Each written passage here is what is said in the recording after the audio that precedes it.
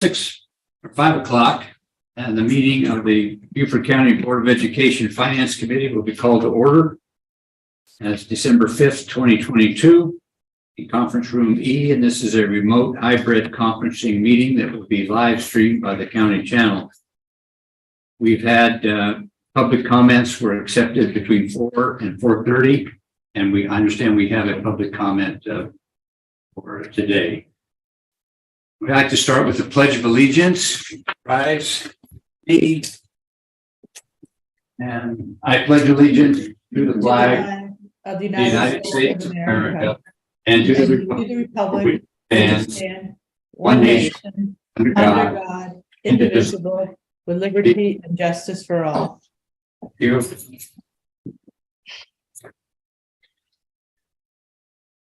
First item on the agenda is the approval of the agenda.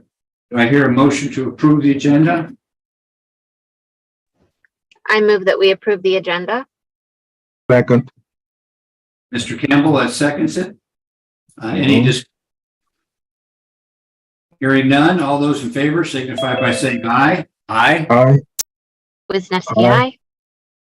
Motion passes unanimously.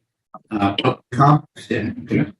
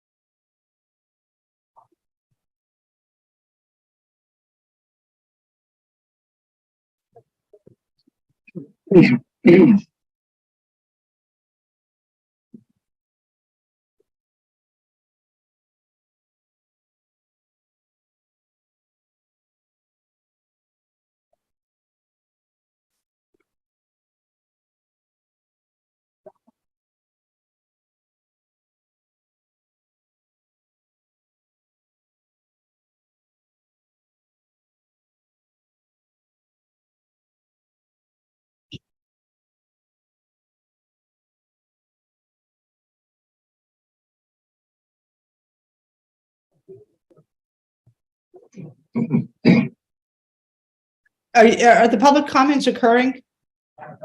I'm trying to get the person on the phone. Oh, okay, thank you. You're welcome.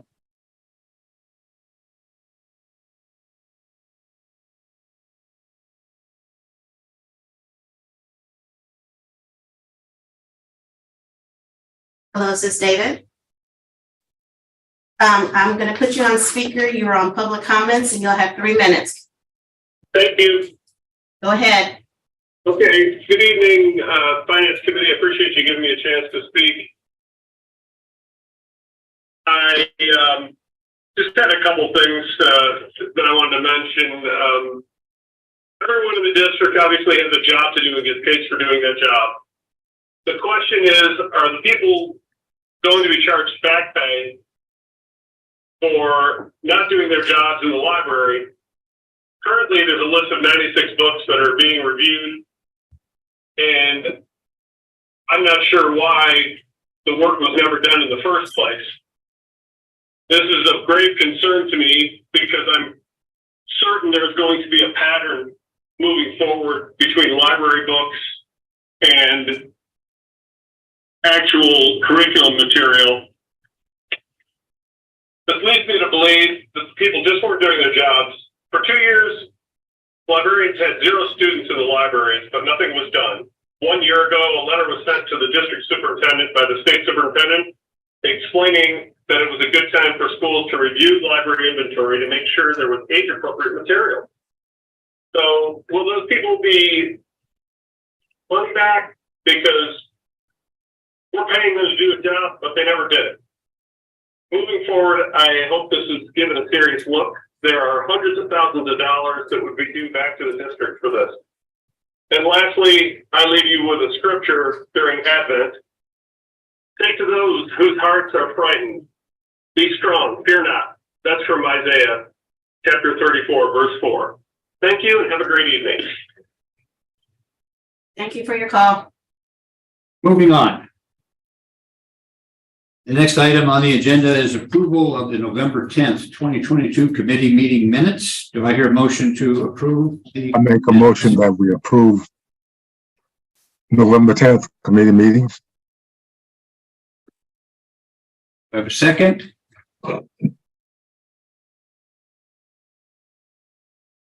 I will second. Any discussion? Hearing none, all those in favor signify by saying aye. Aye. No, we lost Rachel. Dr. Wisniewski? Chad?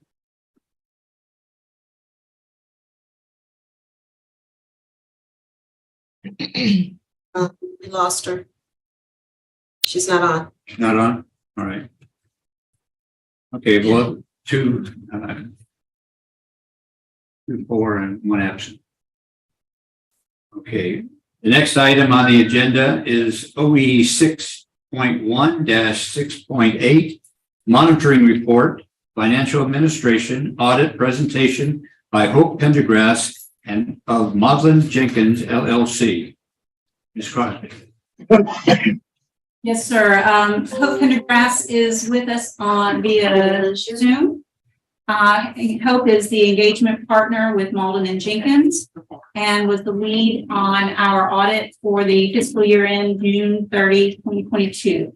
So our audit was due to the State Department and along with a multitude of documents as well, other documents on Thursday, December 1st, and we are in compliance with that requirement for the state. So with that, I'll turn it over to Hope. And then I will wrap things up right after any her comments and any questions you have for her. Hope? Thank you, Ms. Crosby. Do I need to try to share my PowerPoint or are we just loading it from the agenda packet? It's the audit presentation. Right. We'll load it from here. Hope. Okay. So should I wait till it's just, okay, there we go. I see it now. Thank you so much. I appreciate the opportunity to come and speak with you all today. I will be brief, but I would be happy to dive deeper on any topic should we need to. I'm just going to kind of go over briefly our engagement team, the overall results of the audit, some financial trends, upcoming GASB pronouncements, and then I'll be happy to entertain any questions that there are.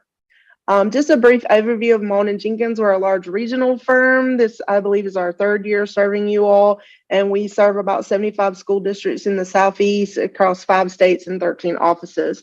As Ms. Crosby said, I'm the engagement partner, and I was the lead on performing the audit this year.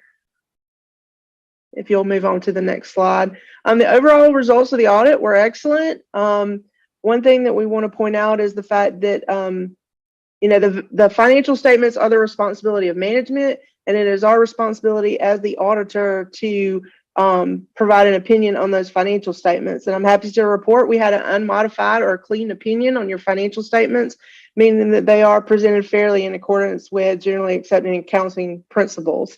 The other thing to point out is that there were no material weaknesses or just significant deficiencies or instances of noncompliance noted. So kudos to management and the board and the finance committee for providing your leadership in response to that. That's something to be commended. We don't have very many audits where we have no comments, no findings, no anything. Another piece of your audit, not only do we opine on your financial statements, we also are required to do a single audit in accordance with the uniform guidance for any entity that receives and spends over $750,000, which of course y'all spent millions of dollars in federal awards last year. We don't look at every program. We looked at 4 programs this year: the MedTech 7 program, ESSER, IDEA or special education, and the new program that is kind of similar to E-Ray, the Emergency Connectivity Fund. And again, we had a clean opinion on all those programs as well. So it's very hard sometimes with all the regulations, especially the way they've been writing the regulations and kind of building the airplane while we've been flying it. But again, kudos to management and the board for its leadership and being able to pass through all of those compliance requirements. Moving on, just a few of the things that we're required to communicate to those charged with governments. As far as your significant accounting policies, this year, the most significant one, we implemented a new GASB standard related to leases. Previously, if you had a lease where you were just essentially renting or someone was renting from you, you just kind of recorded that as a pay-as-you-go basis. But with this new standard, you had to actually show that as a long-term liability or receivable, and that has been implemented in your 2022 ACFR. If you'll move on to the next slide, please. This is just a continuing required communications, things that we're required to communicate to the board. I won't read that. You all can read that later on if you have any questions. Another thing I do want to point out is that we had no significant audit adjustments or past adjustments. Any adjustments that we had were those that were provided to us from management or reclassification entries that were just for financial statement presentation. That's something else that we don't see a lot of the places that we go. So again, just want to give kudos to your finance team for the great job that they do. I do have one comment on here that is in relation to some testing that we did in regard to your CDL testing. Late this afternoon, I did receive some additional information that may clear up this comment. I just did not have the opportunity to review that prior to this presentation. So if that does indeed clear that up, then we'll be taking that out of our final written published document that we send to you all after this is over. Let's see, we had no significant issues. Again, these are just required communications. You can go ahead and keep moving on down. One thing with audits, we are required to be independent, which means we have to be totally independent from management so that when we're giving an opinion, you know that it's an independent opinion. Keep going, please. All right, let's get into some quick financial trends. I just like to kind of share, a 5-year history. This is your 5-year history of your general fund revenues versus expenditures, and this does include transfers in and out. So as you can see, in the past 3 years, your revenues have been outpacing your expenditures, adding to your fund balance just slightly. So I would say, especially during the pandemic and post-pandemic, sometimes it's hard to imagine what your expenditures are going to be and keep up with the budget and what's the state going to do as far as funding and what the Fed's going to do as far as money. So, keeping that gap there, but still small, is something that, I could tell y'all are doing a great job of being stewards of money. Keep moving on, please.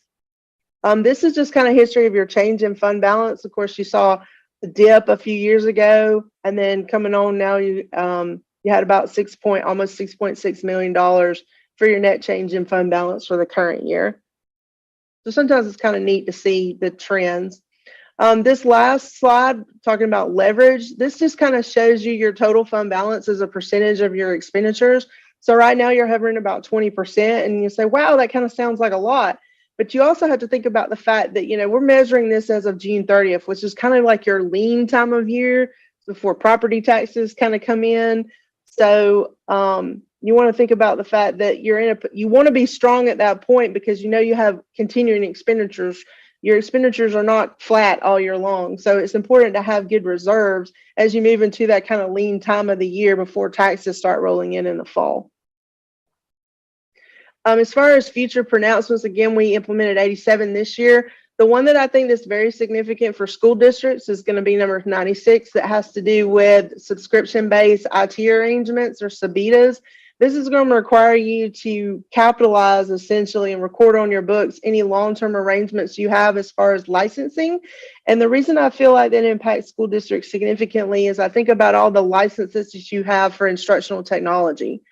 And so it's going to require collaborative effort between your IT and instructional team, as well as your finance team, to kind of get your arms around all the different arrangements that you have so that you can properly report them. In the past, you were just able to say, okay, we're signing a 3-year deal. We're going to pay this as we go. GASB has said that, that's really you're really obligating yourself long-term. So they want you to reflect that in your financial statements. I don't think these next two will impact you all significantly, but I did want to mention them, or at least include them in the presentation. You can keep going. One more, please. Compensated absences, depending on how y'all do some of your sick leave, this one might be of interest to you all, we're going to have to potentially pick up some of your leave that maybe in the past didn't consider to be vested, but that's something that we'll be providing additional information on in years forward because we have till 2025. But just that's a new one that just came out, so we did want to put it on your radar for the future. And these are some other things that Gatsby is working on to just bring us all kind of love and joy in this Christmas season. These are some things that, could potentially affect or impact your financial statements and might change the presentation. So we just kind of like to put these in here, let you know these could be some things that could be changing in the future. The last thing I'll mention quickly is one of the benefits of Malden & Jenkins is we do offer free continuing education. We do that once a quarter on a variety of topics. Sometimes those are technical debit and credit type topics, and sometimes it might be something like cybersecurity awareness or human resource type things that you might want to consider. So I think management has been able to participate for those in the past, and we invite anyone else who might be interested in participating. There's some contact information there on the slide if you should feel the need to be or you want to be involved in these in the future.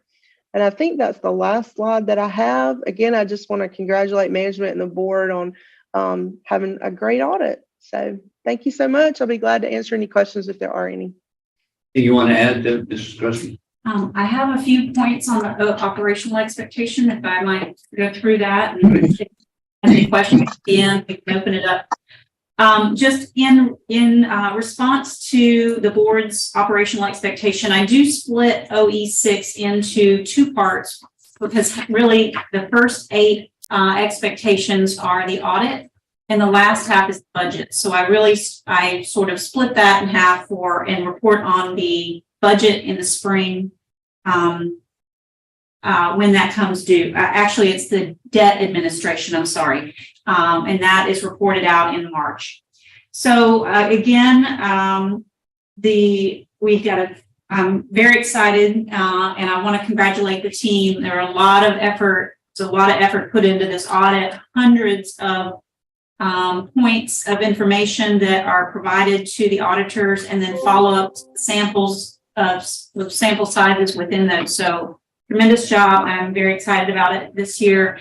And it is our 21st consecutive year with no audit findings.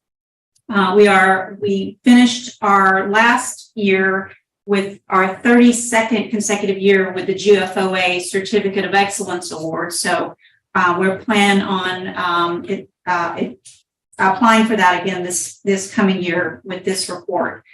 Again, Hope went over the fund balance changes attributed mostly to the revenues. We did come a little under budget, about $400,000 on expenditure side, but we did experience additional revenues in local taxes.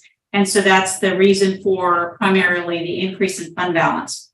And this operational expectation requires us to adhere to the procurement code by monitoring the Minority Women Business Enterprise, which we provided to you twice a year as required, and then the quarterly financial reports 4 times during the year as well.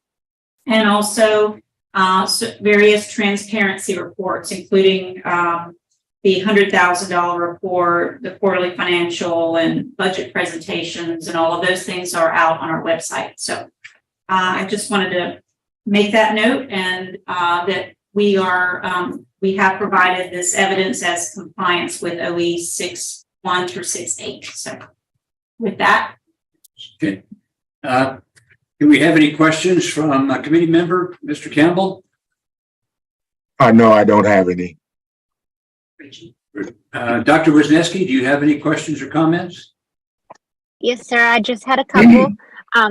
Firstly, I wanted to say congratulations to Tanya and her team. This is a great report, and you guys consistently have great reviews and audits. So I just wanted to congratulate y'all. I know it takes a lot of time and effort to put this all together. My main question is in regard to that. I think it's called Gatsby Statement number 96 and a few of the others.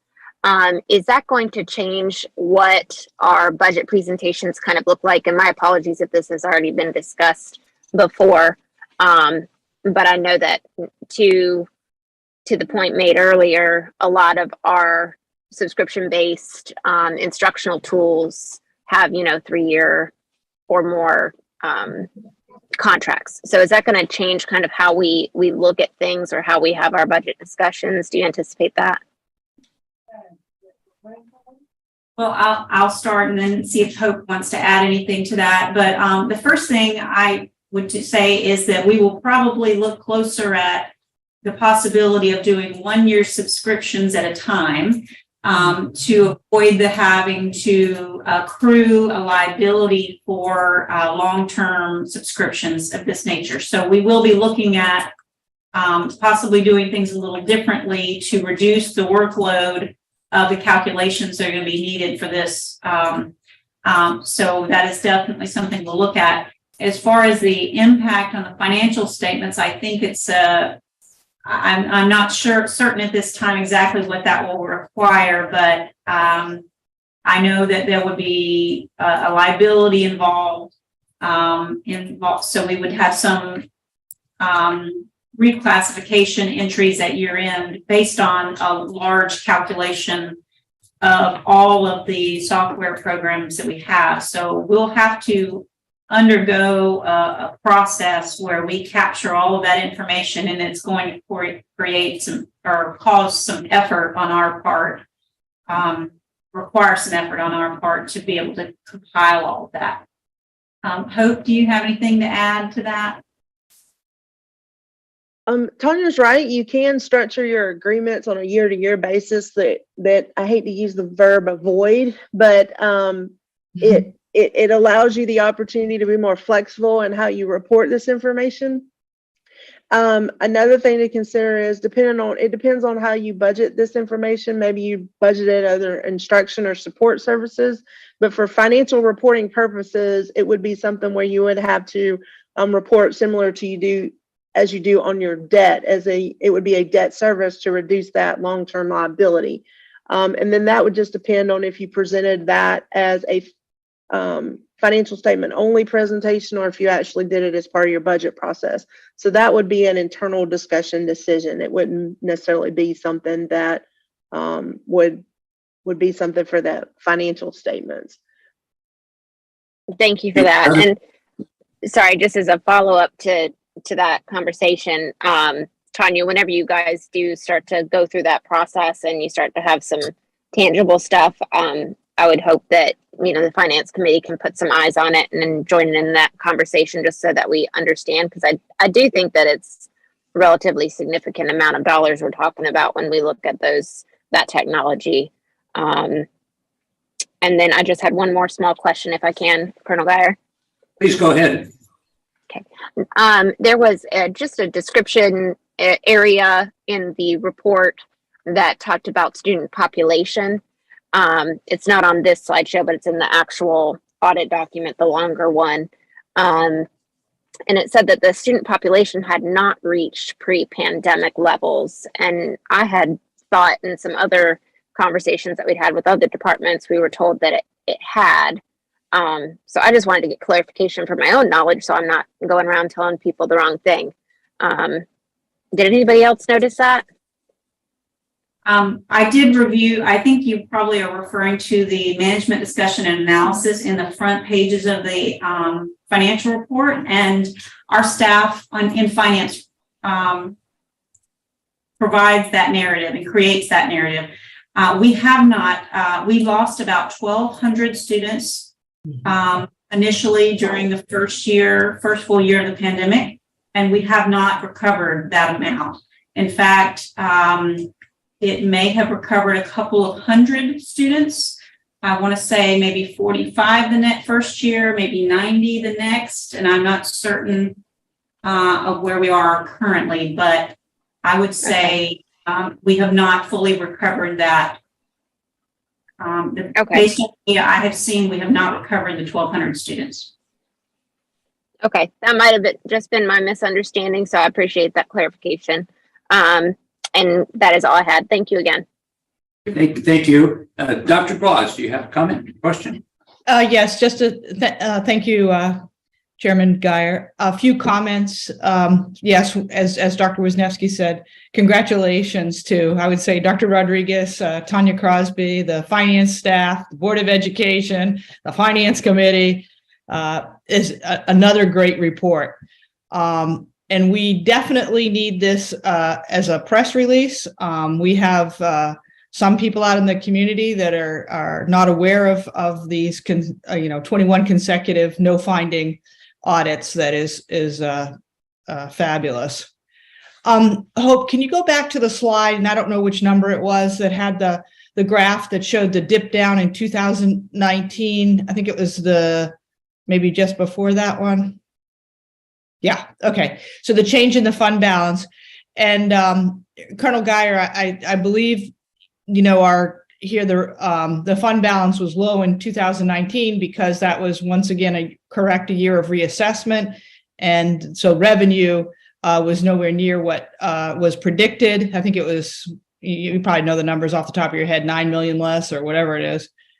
And then in 2020, we have a big jump in the fund balance because there was huge cost savings to having remote learning, unfortunately, for the first part of the pandemic, which would have been the spring of 2020. So I just thought those comments are to add those comments for the public. It was not just a pandemic thing. Do you have anything to add to that, Dick? Yeah, the reassessment year, they underestimated the revenues based on the millage reduction that they anticipated as a result of reassessment. They obviously thought that the reassessed value, the value of the mill, was going to be higher than it actually was. Mm-hmm. And unfortunately, they did not take our recommendation, what the value of the mill should be, but they took the auditor's recommendation, which turned out to be wildly incorrect. Yeah. Thank you for that further information and clarification. And Hope, I just want to thank you for an excellent presentation. Thank you for the opportunity. Thank you, Dr. Goswell. I have just one comment, and that is to ask Ms. Crosby, have we taken advantage of the free client CPE offered by the firm? Can you give me an idea of, for example, in the last year, how much we have used that? I don't know exactly. Mr. Murphy does take advantage of it, and I take advantage of it when my schedule allows. Yes, Lori Mock behind me, she takes advantage of that as well. So okay, we are taking, I want to make sure we're taking advantage that are doing that. And it's offered a couple times a year, so we take advantage of it's offered as often as our schedule will allow us to. Good. Yes. Good. Thank you. That's all I have. Thank you very much, Hope, and pleasure doing business with you. We look forward to next year. Thank you, sir. Thank you, Hope. We need a motion to recommend that the board approve OE 6.1 through OE 6.8 financial administration. Do I hear a motion? I make a motion that the board for OE 6.1, 6.8 monitoring report. I'll second. Yes, are we placing it on consent agenda? No. It has to go on the agenda because it'll need to. And I expect that this briefing will be given at board meeting. That's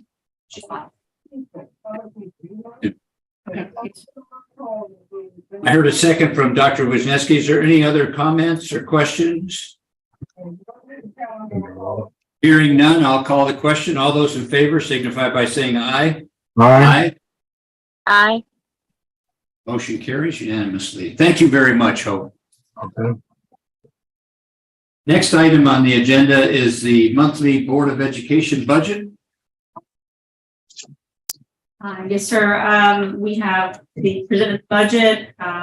as of December 1st, 2022.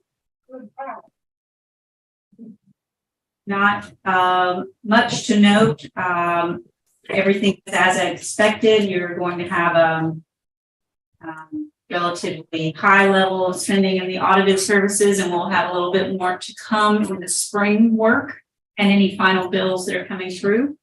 And this just represents about 5 months of expenditures.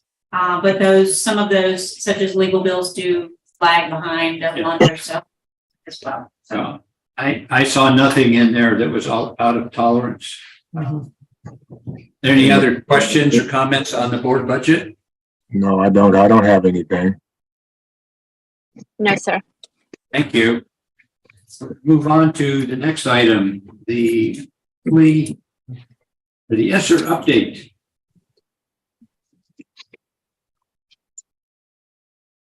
So this evening we are presenting the ESSER expenditures and the progress through November 22nd, 2022. I have Denise Matson here with us in the room. And if I get hard questions, I'll be referring to her. So we are about 50% through our total ESSER expenditures at this point. ESSER 1, as a reminder, is 100% expended. The ESSER 2 grant is now at 53% expended. By the end of the week, we will be at closer to, I think, 80% expended because of the $2,000 retention and recruiting bonus that will be paid out this Friday. Is that accurate? Right. Okay. So that will significantly change the next time you see this report. ESSER 3 grant, and ESSER 2, by the way, expires on September 2023. So we have about 12 months remaining there, or 9 months remaining. And then ESSER 3 is 44% expended with a little under 24 months remaining in that grant as well. So we're on track with the projections that we're seeing. We will continue to see that remaining balance declining, and we're watching that very closely. And then we provided the major expenditures in categories, with learning loss being the primary category of $32 million budget, with about half, 50% expended in there, with remaining funds available to continue our ongoing programs such as after school and tutoring and summer school programs and summer institute as well. So with that, I'll be happy to take any questions. Questions from the members of the committee? I don't have any questions. Dr. Wisniewski? Thank you, Colonel Geyer. I was just wondering, I know I had asked earlier at, I think, the last ESSER update, is there any way to get some type of abbreviated version of what the learning loss activity type includes, just since that's pretty much the largest area of allocated dollars and expenditures? Is there like a catch-all or one slide? Because I did post this, the first page of the presentation across social media just so people could see it, and we're getting it out there. And I'm just wondering if I could add that to the stuff that I'm putting out, or if there was a way to get a list of that. Yes, we can provide that. And we send something out via email to the committee and provide something that gives a little breakdown of that, a summary breakdown by budgeted categories. Yes. That'd be awesome. Thank you so much. I understand the Postal Courier wanted some information about how we were able to spend that amount of money. Yes. Did you want to Yes, that a little bit? that's a great point. I meant to talk about it last meeting. Ms. Matson and I were both interviewed by a reporter with the Post and Courier because she had done some research and found that Beaufort was spending more on the learning loss category as a percentage of their total their total allocation than other districts across the state. And she wanted to know what we are doing differently. So there were a couple of things that we pointed out, and I'm not sure if I'll remember all three. I think there were three of them. One of them was Child Find. So we expanded our Child Find team, which is a team of PTs, OTs, psychologists, special ed teachers, and other teachers that screen very young students. I would say 3 years old. Those that would be potentially eligible for early childhood programs, a 4K program in our district. And so we typically have one team. We expanded that to a second team. So that's a group of highly skilled individuals that would identify any items that would, any traits that would be put the student at a higher risk than a normal student. Than another student.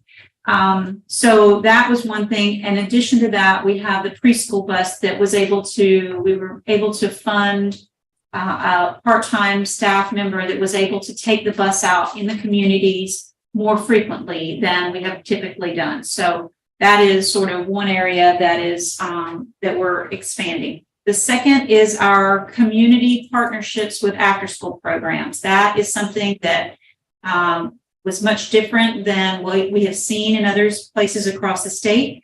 We're seeing great benefits and in multitude of different organizations. Some of them are churches, boys and girls clubs, and a whole array of different organizations. And is there a third or did the first two? Really? I think the preschool bus and the Child Find team were two, and the after school was the third. So those are some of the things that we are doing. But also, the Summer Institute, the big professional development that we do in the summer, that's really key as well. I'm not certain how other districts do that, do a mass professional development for staff members during the summer, but that is something that we've done years ago, and then we revitalized it and were able to utilize these funds to do that again this past summer.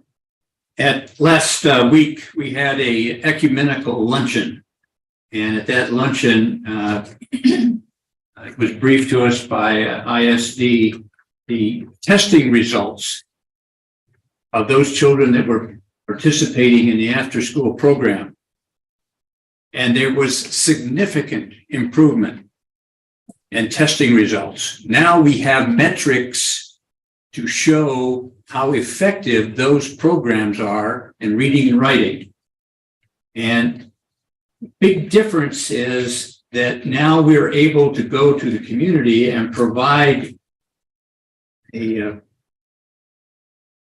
teacher, a certified teacher, to come in and get a paycheck. It's not volunteer work. It's a paycheck to come in and teach these children. And having visited two of those after-school programs, I tell you, it's absolutely doing a wonderful job. And I'm just trying to figure out how we can expand it even more and continue it after ESSER funds dry up, because we definitely are seeing progress as a result of that. Any other comments, questions on the ESSER funding? Hearing none, we'll move on to the next item. We don't need anything for this. Okay. Moving on to the OE 18 monitoring report, school food and nutrition services. I'm going to invite Joe Geiswhite and Caitlin, which are both, to come up and help us out with this presentation. So Joe is, well, I'm not clear of your title. I'll let them introduce themselves, but they're going to start by giving a presentation of some of the things that have been happening in the world of food and nutrition. And then I will, as we did with the audit, come behind them and finish, kind of summarize some of the operational expectations of the board. and then we can answer any questions you have. So we'll turn it over to Joe. Appreciate it. If you want to, yeah. So like Tanya said, my name is Joe Geiswhite. I am the vice president for the nutrition group in the school division in the South. I am here in Beaufort as the general manager, and I'll be here for the rest of this school year in that role or however long as needed to make sure that we're up and running and things are moving in the right direction. Caitlin White is here assisting me, and I'm going to let her go ahead and introduce the rest of the team briefly, and then we'll move on. Sure. Hi, y'all. I'm Caitlin White. I'm one of the operation managers with Nutrition Group. I've been with Nutrition Group for about 5 years now. Came down from Ohio. So I'll start off with the two ladies that we retained who were here in years previous. Roberta Edwards, she's one of our operations managers, and Patricia Wells, she's one of our operation managers as well. Our fourth operation manager is Kate Petruski. She has worked for Nutrition Group for about 6 years now, and she came down here from Pennsylvania. We also just increased our operations team by 3. We hired 3 more operation managers to join our team. Their names are Andrea, Chris, and Walter. It was very recent, which is why their pictures aren't up there, but I'm sure you will see them soon. And then we have Hayden. Yeah, Hayden Geiswhite, who's our director of HR, and Tanya Maselli, who's our district dietitian. Thank you, Caitlin. So, we started July 1, and it's been a pleasure working with the previous staff and with Beaufort County. The ladies have been wonderful. They've been very receptive, not just the hourly staff, but all the buildings. So it has been an honor. We're having a great time working with the staff and moving forward. So good. So part of what we came to the district and talked about in our presentation was a variety of food options, changes. Anytime whenever you start a new venture, you just can't change the world overnight. And it's been a process and we're slowly getting there. And that was the increase in the management team now is to really hone that focus in on more a greater focus on fewer buildings for each of the managers. So we're excited about that. The fresh fruits and vegetables that we've been offering with a focus on wellness, offering more fruits and vegetables to the students. Once again, we understand that it is a process. We would love to have been able to wave that magic wand and been able to make it happen in all the buildings, but be there by the end of the school year. That's my goal. Once again, we've had a lot of different events with the students and just interacting with all the students from the high school level to the elementary grades. That's what drew me to the nutrition group and school food service and why I've been in it for over 20 some years now. It's just that reaction and being able to communicate with the kids and have some gratification knowing that we're making a difference. And some of these students, it might be the only meal that they receive for the day. And we want to make it a good environment and a healthy meal for them. We have had a focus on training with this is a training for the hourly kitchen managers where we had our corporate chefs come down from Pennsylvania. It was an all-day training, really worked with them from a little bit of classroom to hands-on. And, I wish we could have done this earlier. The reaction that we got from all the hourly staff was priceless and able to see the results of that training even further. Caitlin, I'll let you take this slide. Sure. I'm going to talk briefly about our special programs that we offer with the Nutrition Group. These are just a few of the ones that we've done so far this school year. One of the ones you'll see most popular is Wellness Wednesday, which gives us the opportunity to go into elementary school kitchens, make like a nice salad, one of our Wellness Wednesday recipes, and sample it to the kids. They can come up and try just a little sample of the salad, and then they'll see it on the serving line later on during the school year. It's fun. They get a sticker. They get very excited about that. So it's just a good way for us to interact with the kids. Another one, as you see in the middle, is Food Fusion. That one, our corporate chefs actually came down in October. Was it October? And did this as an action station for all of our high school students. So they got to see the process of the sandwiches being made. They were cooked out in the cafeteria, and the kids got to try something new. So Food Fusion is a way to bring two different kinds of foods together. So this one's spaghetti bolognese and grilled cheese mixed together. So it was a spaghetti bolognese grilled cheese. And hopefully we'll be able to offer a couple more of those options this school year. It's really good. Yeah, it was. It's a little different, but it's good. Yeah. And then going forward, we have a couple other ones. So we have a program called Tasty Bites, where we get to try something fun. That's something that students can purchase during the school day at lunch. And it's stuff like a springtime sandwich cookie or a festive Rice Krispie treat. So just fun things for the kids to get during the school day. So as far as some of the challenges, and I don't even want to look at them as challenges, they're just obstacles that we're going to make through. We're moving forward with our transition plan. We've been working with Tanya and with Sheila Burks on that, and we're now with increasing the management team, we're rolling right along. Staffing, I hate that that's even up there, because I think out of all the staffing that was here prior, we retained 105 old Sodexo employees. Since July 1, we've had 155 interviews, and we've hired 102. We currently are running right around a 70.37% retention rate. So we're roughly about 18 positions understaffed, but we are moving forward. We have increased the starting wages. We have increased the time for the staff, and we're starting to see those benefits pay off.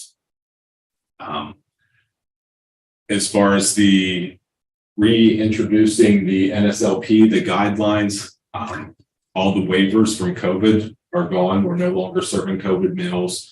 We're moving forward, and it puts you at a little bit of a disadvantage, because we've had a few years of all the students eating free, and we would love to be able to continue that. However, the guidance from the federal government isn't there, so we're back to paid free and reduced status, and we're working constantly with the students and trying to get communication out to the parents so they understand that we are back to paid free and reduced. As far as supply chain, I'd love to say that is not an issue either, but we are, I think, doing very well with working with what we have, and we're able to still get products in and still be able to serve the students. Menus have changed sometimes because of it, but we try to limit that.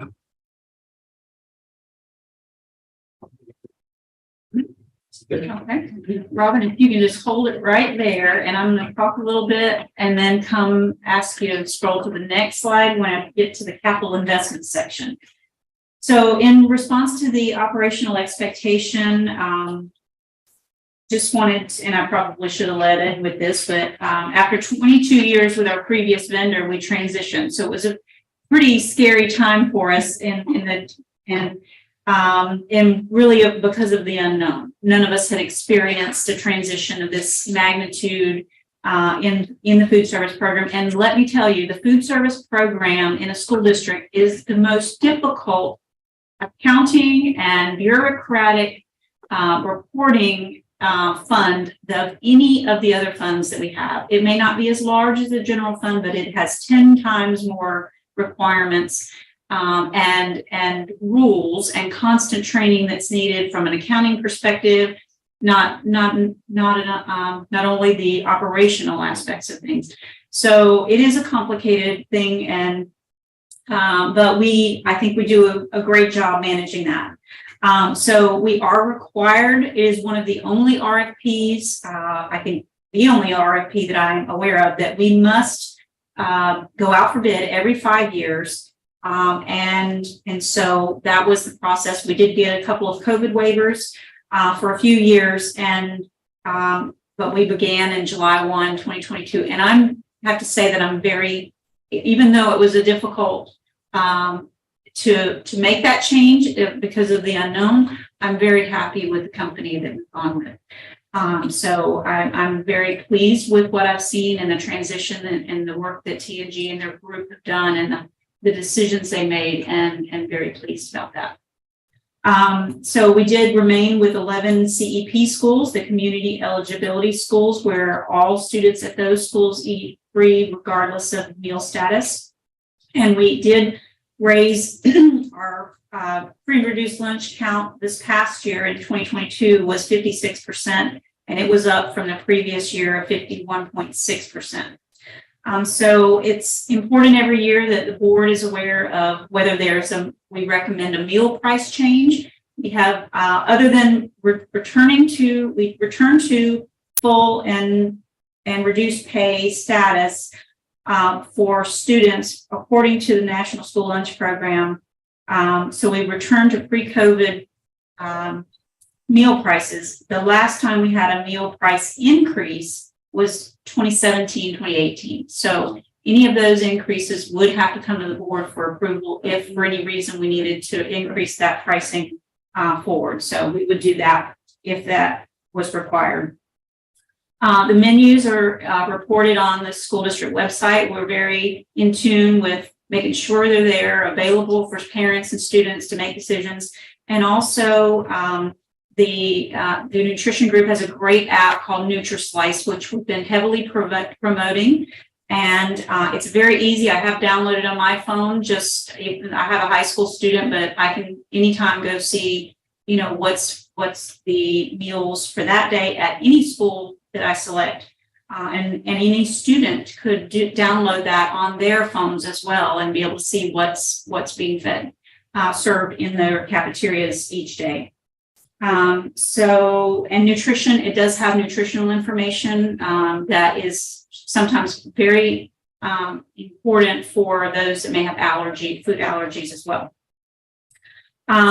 So we have some highlights as far as the revenues. We have seen a drastic increase in revenue in the last 2 years. And the reason for that is during the COVID period, we were paid under not the National Lunch Program, we were paid under the Seamless Summer Feeding Program. There's so many different programs, it's hard to keep up, but that one paid at a much higher rate than the National School Lunch Program would pay. And so we experienced much higher revenues.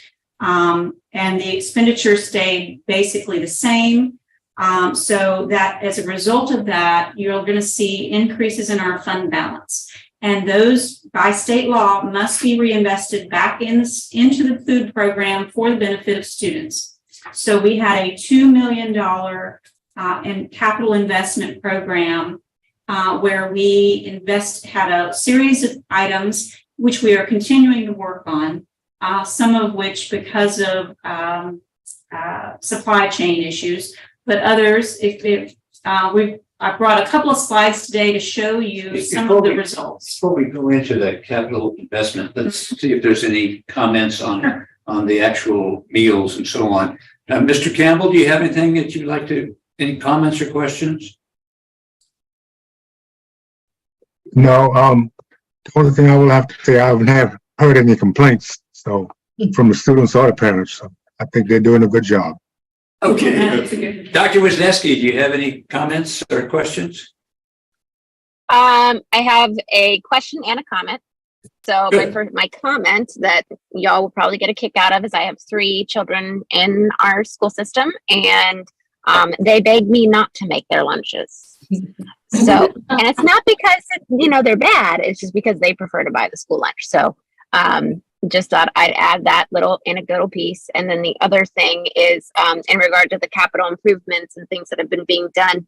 Tanya, I don't know if you have off the top of your head the number of school sites that have outdoor eating spaces that are covered. I know that you guys added some shade structures to the outdoor eating spaces. I was just wondering, do all of our schools have it, or at least are they in the process of getting them? I don't know the answer to that, but I have worked very closely with Freddie Lawton in the facilities office and indicated that I wanted each school to have an outdoor dining space. And so we have added about 5 2, 3, 4, 5, 6 this past year and funded. I believe there's a 7th one in the works, and I'm not sure if every school has a space that's eligible for that, but we can certainly partner back with them. I can circle back with Mr. Lawton and see what the status of the remaining schools is. I know that some schools already had shade structures that were funded through outside donations or internal fundraising, or a combination of both. So there are other schools that have them besides the ones we've added.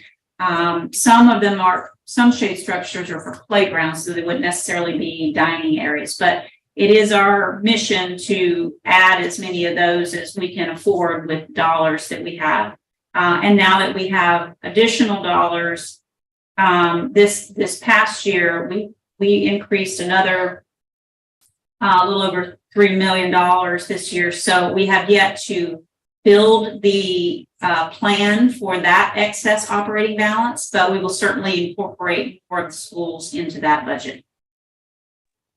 Thank you for that. I think it's really great that we're able to reinvest that money. And I know that we'll eventually be hearing from schools that don't have it, why don't we? So just wanted to see where we were, and I appreciate everybody's hard work in the food service department. Thank you. Dr. Claus, do you have any comments, questions? No, thank you. The meals look delicious. I have a couple. I had lunch with Broad River Elementary, Shanklin Elementary, Battery Creek High School, and Robert Smalls. And I would tell you that the elementary school and Robert Smalls are serving exactly what kids that age want. It's great. At the high school level, the only complaint I've gotten is a portion size. And when I drilled down into it a little bit, was pizza. And they said, we only get 2 slices of pizza and we're growing men and all that kind of stuff. And I said, well, what about the salad bar? Oh, well, I said, you have other options. If you're hungry, eat salad's probably better for you anyway. So very positive pieces. But there's one item that I asked about that I'd like you to look into. At Battery Creek High School, I said, have you had any contact with the chef and the culinary arts there at Battery Creek? We have a culinary arts program at Battery Creek and at Hilton Head High School. There is an opportunity. I know we can't play around with money and everything else. It has to be separate. But the opportunity to show large-scale meal program should not be lost. You and the chef, your chef and the chef at the culinary arts at both of those schools do talk and see where there are opportunities for some experiential work. Yes. Sure. Okay. Now, do you want to talk about the infrastructure? Yes, I'll end it on Capital a investments. even better note. The next slide is a picture of just 3. I couldn't fit more than that on the slide, but we have Well Branch Middle, Beaufort Middle, and May River High School. Well Branch Middle had already had a paved area. It was right outside of the cafeteria. It was a perfect space. So we had, that was the first installation that we had. And then May River High School has such overcrowding in their school that they really needed an additional space to have students be, give them more room to spread out in their dining experience. We made sure to position it in an area that would not, if there was an expansion of the cafeteria ever or any other part of the building, it would not affect that. So we put it there very strategically out in the courtyard or beyond the end of the building where the cafeteria is. And then Beaufort Middle has a courtyard with a great space. And so I tasked Mr. Lawton with finding the best places that already have a perfect spot and would require the least amount of effort to get the most done as quickly as possible. And they have to be dining have to be eligible for dining and they have to be somewhat close to the cafeteria. So these are beautiful shade structures. They've got school colors incorporated in them. And we were able to do these and about 2 others. We did some additional umbrellas at Port Royal in addition to the ones they already had in their little courtyard there off the cafeteria. And so we're continuously adding on to those. And I love it. I think it's great. It's a beautiful sight to see and colorful, and I think the kids enjoy it. So that is something we are working on. The next slide, I didn't get all the pictures I would have loved to here, but I did want to mention the Wellness Award Port Royal won. This is a partnership between MUSC, Boeing, and the school district. They give every school that checks off a list of certain wellness activities that they perform $1,000 each year for the last couple of years. And the school that is doing something unique that others aren't quite doing and is eligible to receive a grand prize of $2,000. And Port Royal won that award this year.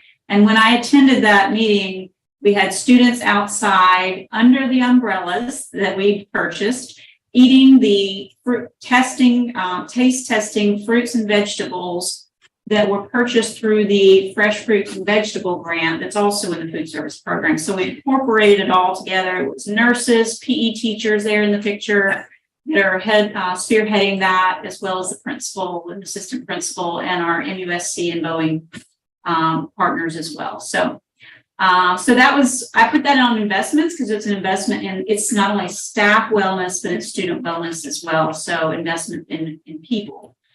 Then we purchased wraps for all of our food service vans, and the main purpose was to advertise hiring opportunities. So these are bright, colorful vans. You know when it's coming, you know who it belongs to, and they stick out. So they're moving billboards throughout the county, and they're a perfect opportunity for hiring opportunities for us. And just recently, a couple of months ago, we had delivered a refrigerated box truck. This is a very large vehicle. It is refrigeration. It took a while to get here because of the refrigeration. Those are things that are on back order like HVACs. We have a much smaller box truck that is in the shop more than it is out of the shop. So it was necessary that we buy something that was able to safely transport cold food across the county. If a freezer goes down or a cooler goes down, we need to move that, or any other purpose that's needed as well. So those were some investments that we made with the funds. There are many more. There's lots of kitchen equipment that's being updated. And maybe we can bring that back to you next time as we continue with the program of refreshing all, doing really 3 years in one is what we're striving to do. And I think the bulk of that will be in the spring and summer of this coming year to be able to expend those funds. Thank you. That concludes our presentation. So we need to have a motion to recommend approval of OE 18, school food and nutrition services. Do I hear a motion? So move, Mr. Chairman. I'll second. It's been moved and seconded to recommend approval of OE 18, school food and nutrition services. All those in favor signify by saying aye. Aye. Aye. Opposed? Aye. Motion carries unanimously. And this briefing will be presented at our next board meeting. Is that not correct? That's correct. Good. The full board needs to hear about that. Last item on the agenda, well, second to last item on the agenda is a financial services organization chart. Yes, sir. I provided the financial services along with, as requested by Mr. Smith, he wanted to see some detail about the food service area and the technology services area that also fall under me. So I provided those two in the far right hand side. And I'll be happy to take any questions about those. I don't really have any comments about it this evening. And the technology services is going to come under its own director. Is that not correct? I think that is, at Dr. Rodriguez's purview. I am not, I'm not certain of what those Yeah. final decisions are at this point. Okay. Mr. Shohan is regularly attending our senior staff meetings. Questions from the board members? No, I don't have anything. Nothing here. The only thing, this was mentioned during the audit report. When I look at some of the Gatsby things coming up, I think that there's going to probably have to be another position if we have to try to, especially on the long-term leases, if we can't do yearly contracts, that's going to be a lot of work.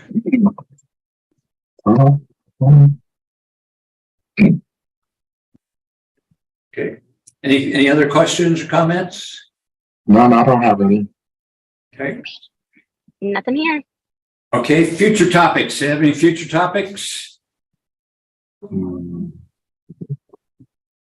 I just had the thing that I mentioned from the audit about the instructional services contracts subscription based thing. I don't know what that was called, but Tanya could probably put it in better words than I can. I'll look up the GASB. I think it's GASB 96, I believe it was, reporting for software leases. I think to that effect. I'll work with Robin on wording. Any other comments? Any other? Nope, I don't have any. Do you have any items that you want to bring in the future agenda? Transparency report of the monthly $100,000 report. We weren't able to do the right time constraint this time, but we will certainly bring that back next month and report both. Also, the teacher salaries you mentioned, we have that partially ready, so we'll bring that back to our next meeting. Process for purchasing books and furnishings from Amazon. These are all in an email I sent to Robin. Right. And impact of ESSER positions. Right. Right. Sure. I have no OEs or scheduled reports other than those. And our next finance committee meeting will be when? January something.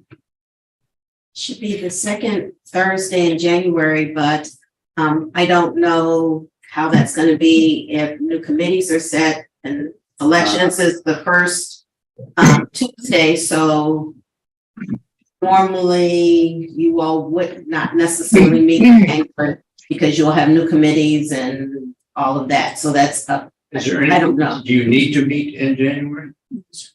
So I mean, you could probably meet in January, but it's- I wouldn't necessarily be the second Thursday in January. I think there's no objection. I think we'll go ahead and schedule it for the second Thursday in February, the next meeting. That would make sense. Any objection? None, sir. No, sir. Dr. Claus? No, that sounds fine. Okay. Do it that way. Do I hear a motion to adjourn? Go move. Bye. Second. Aye. Thank you very much.